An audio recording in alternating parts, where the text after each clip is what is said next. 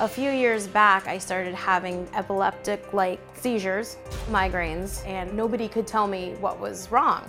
The first time this ever happened to me, I was so scared. I was in the middle of class. All of a sudden, I couldn't see.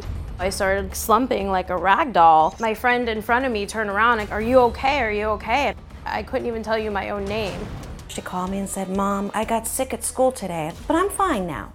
So I really didn't think too much of it. And then we were at a family dinner. And all of a sudden, her head was twitching, like a twitch.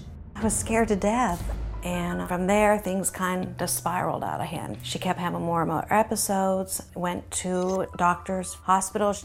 I had bounced around from a number of doctors and a number of diagnoses and different pills. At one point, I was taking about 10 different pills a day. I didn't want to leave her side. I was afraid every time I'd go somewhere that I'd get a call, maybe she'd have an episode or something. We didn't know where to turn. I was depressed and hopeless, and it just felt like this is never gonna end. My best friend saw a program about this CNS response, and she said, "Ashley, you need to give them a call." I said, "Let me give it one last shot." Hi, Ashley. Hi, Dr. Schiller. Come on in. Okay, thank you. So you've stopped the medication like we discussed. Yes. So the next step is we're going to do the testing today. And we're going to do the EEG. Okay. So what we're seeing is the actual shape of the electrical waves coming from your brain. And ultimately we can translate those signals into meaningful data, and we can see what medications you'll likely respond to. Okay, I think we've gotten enough data now. Okay. And Laura's going to start taking the wires off of your head. And I'm optimistic tomorrow we're going to have some good answers for you. Thank you. And Ashley joins us along with her mom, Kim. And you went through all that rigorous testing because nothing that you've tried medication-wise has worked.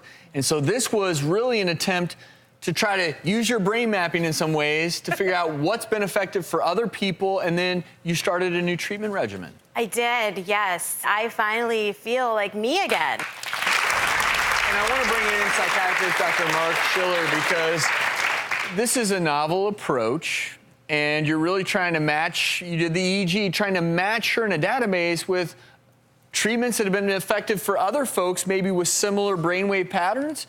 I mean, This is truly novel. I hadn't heard of this. So how does that exactly work?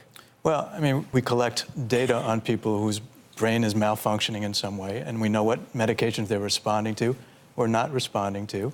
We put that together, and it's kind of like a dating service. We're seeing what Ashley's brain is like, and how does that compare to 10,000 other people's brains, and then we can predict what medication she's going to respond to. And someone like Ashley seems like the perfect candidate, going years and years, probably on too many different medications, none of them working. So for her, obviously not everyone's going to go in and just get an EEG off the bat, but she just seems like the perfect candidate. Is that fair to say? Yeah, I mean, it's that kind of person that I mostly see, where, you know, they've been on multiple different medications, often many at one time, and they don't feel good on them.